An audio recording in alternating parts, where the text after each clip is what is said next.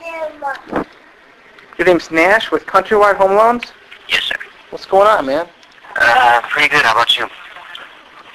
So, at this point, I need to let you know the call is from a debt collector, and the call may be monitored or recorded for quality assurance purposes. The purpose of the call is in regards to the first and the second mortgage that you have on 25735 Lorraine Road. Currently, it is in the foreclosure process.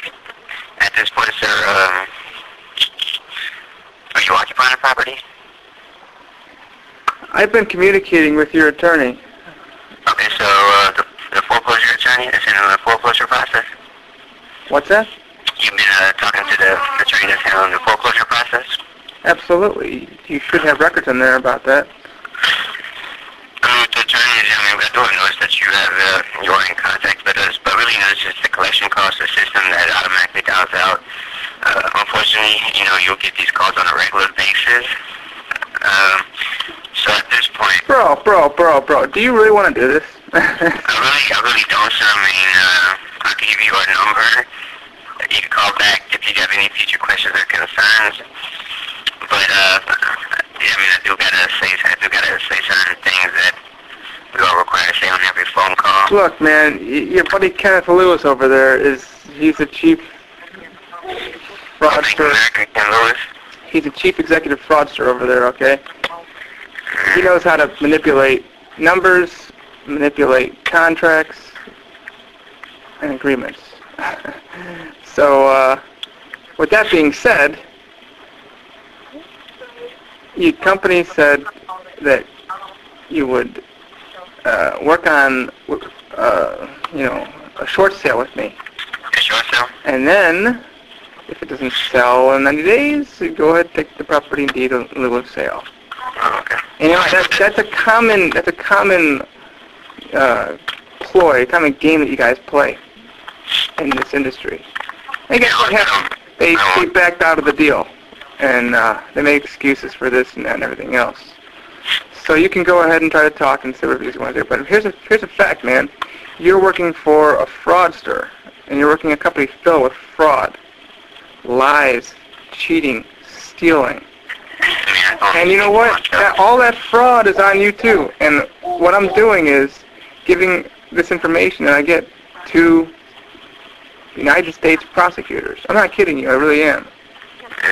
And you know what? Every single person that I talk to, their name is logged. You are logged, L-O-G-G-E-D.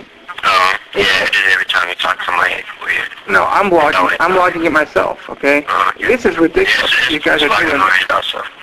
Thank you. This is ridiculous that you guys are doing this.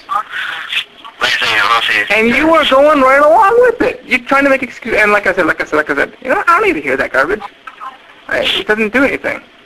Like I said, it's a system that dials out, and once we get a homeowner, there's certain things I have to say, and then, once I get done... You get a homeowner on the line about 1 out of every 10 to 20 calls.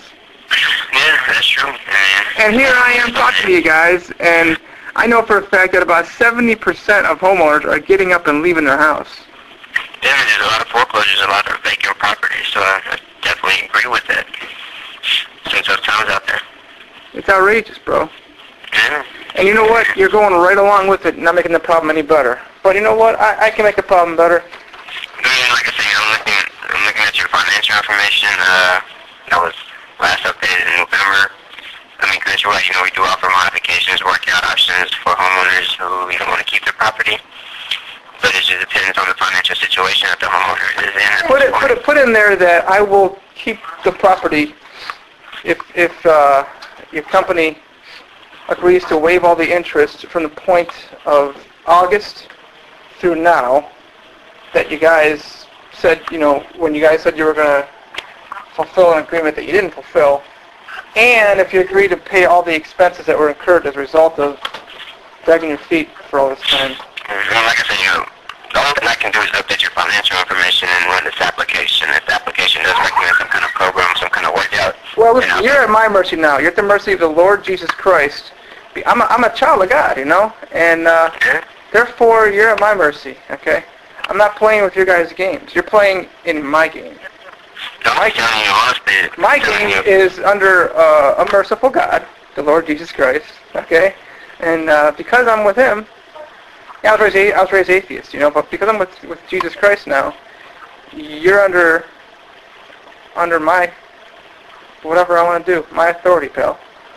It's not going to work, you know. You guys have been trying to play these games with me for months and months and months. Doesn't it make any sense to you yet that it's not working? Well, like I said, you know, I can only speak for myself. I don't know exactly what's happened in the past in your situation, and your account. You know, you've got all the notes right there, bro. I mean, yeah, honestly, if you want me to go and read every single note on the account, you'd be on hold for 20, 30 minutes. It's not like I got time to read the notes. I mean, if you want me to go back, you know, 2 or 3 months, read the notes, you're going to be on hold for a while, you know? Listen, I used to work for banks, okay? You work for U.S. Bank. Just go to YouTube, okay? Go to YouTube.com, put in Werner79, JWERNER. I exposed the fraud at U.S. Bank when I was there. It's up there. We've got more than 1,000 hits on just one of the sections. Kind of neat, but my point is, I've worked where you are. I've worked where you are. I know. I understand now what exactly you guys do. And how I don't know what they do in upper management, honestly. You know, that's. Well, you know what? They don't want us to know that. That's the thing. They don't want us to know what upper management wants us to do. We're not supposed to know. We're only supposed to know certain things. You follow what I'm saying? Yeah, I mean, I totally agree with you. I mean, there's certain things that they don't want people to know about, but. You know what I'm saying? I get paid, I do what I get paid to do, basically. I come to work, get paid to do what I get paid to do, and then just leave. But if you got paid to be a murderer, would you do it? Not really. I wouldn't sign up for something like that. Yeah, well, here's the thing. In this case, you're getting paid to help in the fraud. I mean, honestly, in my situation, I've helped, you know, we've helped a lot of homeowners keep their property, too. So, I mean, individual circumstances. Yeah, you help them allegedly keep their property, and then they redefault again, dude.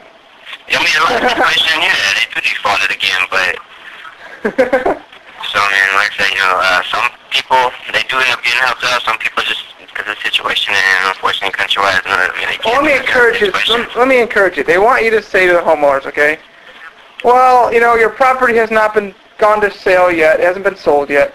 I mean, they're trying to turn you into this parrot to parrot things that they want you to say. They want you to say this because they want you to threaten the homeowner to get them scared. Yeah, I know that's the other thing that we were just told, you know, me, homeowner, if there's a property that's in the foreclosure process and that there is a sale date assigned to it, as long as it's occupied by the homeowner, then any sale date has been assigned to a property, you know, in February. But, you know, till March the 6th, it's going to be suspended because they're working on this new modification that could possibly help a lot of homeowners out. So, I mean, really, you know, at this point, they're trying to come up with some new programs, some new workouts that could possibly, you know, prevent a lot of homeowners. You said March 6th. Why do you say March 6th? I'm not sure. They said from February to March 6th, any kind of foreclosure that was assigned, any foreclosure sale date that was assigned to a property. As long as it is, you know, as long as the homeowner is occupying the property, those sale dates have been suspended to see if they could possibly, you know, opt out for the new modification that they're trying to put together. This is not about modifying loans. Angelo Mozilo wrote a bunch of fraud. In my case, it was not a fraudulent loan, but I mean, Angelo Mozilo lied to borrowers left and right. It's just ridiculous. Yeah, and a lot of the loan processors, you know, they give a lot of people loans that they know they couldn't afford. So, I mean, that's a lot of reason why they see a lot of people in this situation. Because so, are you telling me? Are you admitting that the bank knew somebody couldn't afford a loan? I don't know if they knew or not. I'm just saying the loan officers. You know, I don't know exactly what they were doing. Like I said, you know, everybody's got their own job to do. I can't speak for anybody else. Let me ask you this: have you noticed any fraud over there at Countrywide? No, sir. None. None at all. Not since I've been here. Like I said, you know, I just. How long you been there, man? Almost a year now. Where were you before Countrywide? Well, I do this part-time, and it's just a part-time job. I go to school on the side. Oh, it's a part-time job? Huh? Part-time job? What's part-time for this guys then? Like 20 hours a week or what? 20 hours a week, yeah. 20 hours a week. Where do you go to college? University of Texas at Dallas. University of Texas, UT. Yeah. But not in Austin, not the big one. Yeah, not one of those guys. Yeah.